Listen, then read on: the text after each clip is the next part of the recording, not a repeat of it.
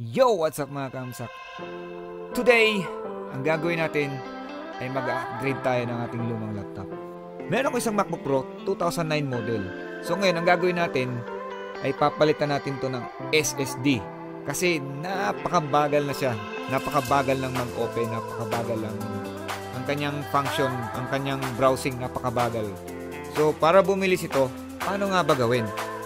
So, ang video ito ay para sa inyo at tuturuan ko kayo paano magpalit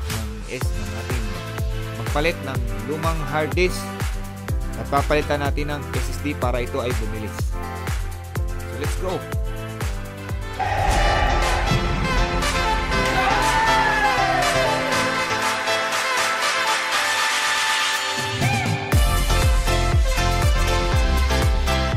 So guys, meron akong isang MacBook Pro year 2009 model, isang Core 2 Duo na MacBook Pro.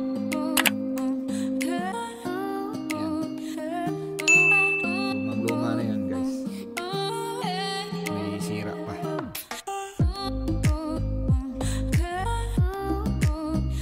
So anong kakailanganin natin?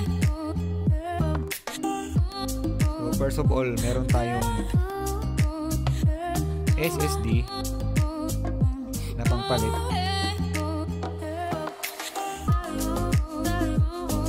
at mga tools na gagamitin natin.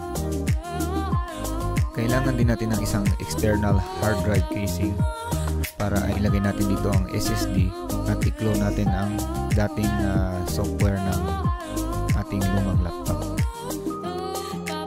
Ilalagay ko ngayon ang SSD dito sa external hard drive casing at ipa-plug in ko sa laptop para ma-clone ang ating lumang operating system ng ating lumang laptop.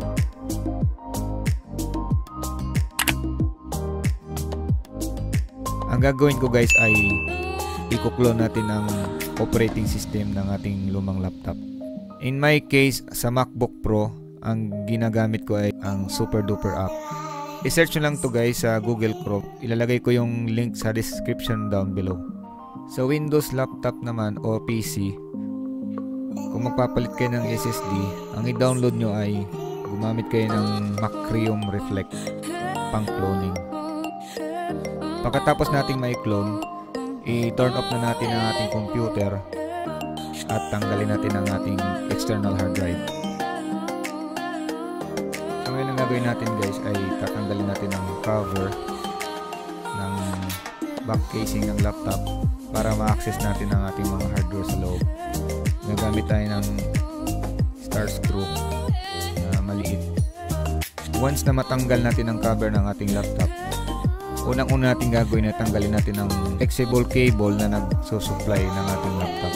Bali ito yung power supply niya nanggaling sa battery niya, para maiwasan natin ang mga short circuit o mga naka-on pa na mga devices dito at hindi natin ma-accidentally na masira ang ating laptop. Once na matanggal natin ang isang pin or ang flexible cable, pwede nating tanggalin ang ating hard disk drive at i-replace lang natin ang ating SSD na pinaglagyan natin ng ating operating system.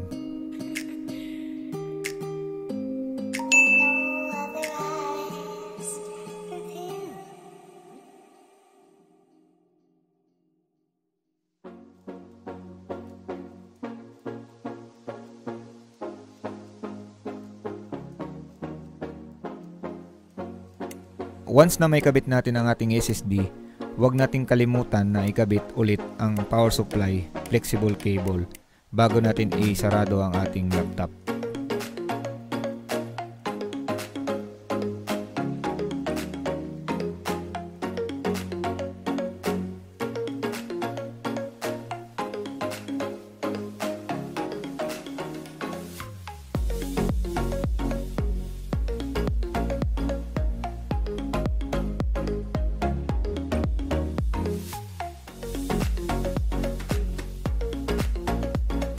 So i-check natin ang ating laptop kung bumilis ba o ganun pa rin.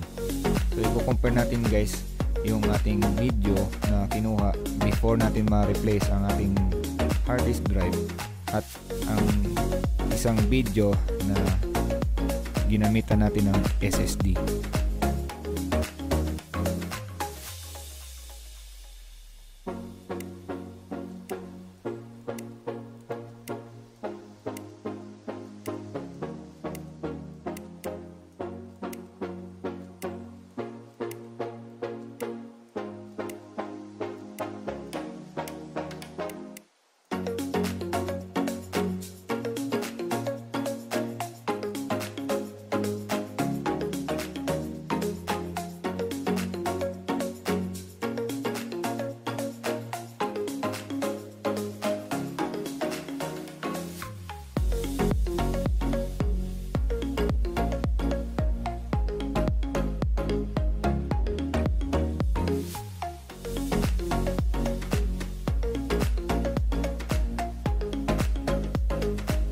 At yun mga kamsak, at sana ay may natutunan kayo sa ating video ngayong araw na ito.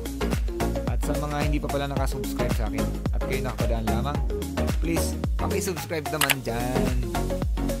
At pakikalimbang na rin ang ating notification bell para kayo ay ma-notify sa ating mga panibagong video.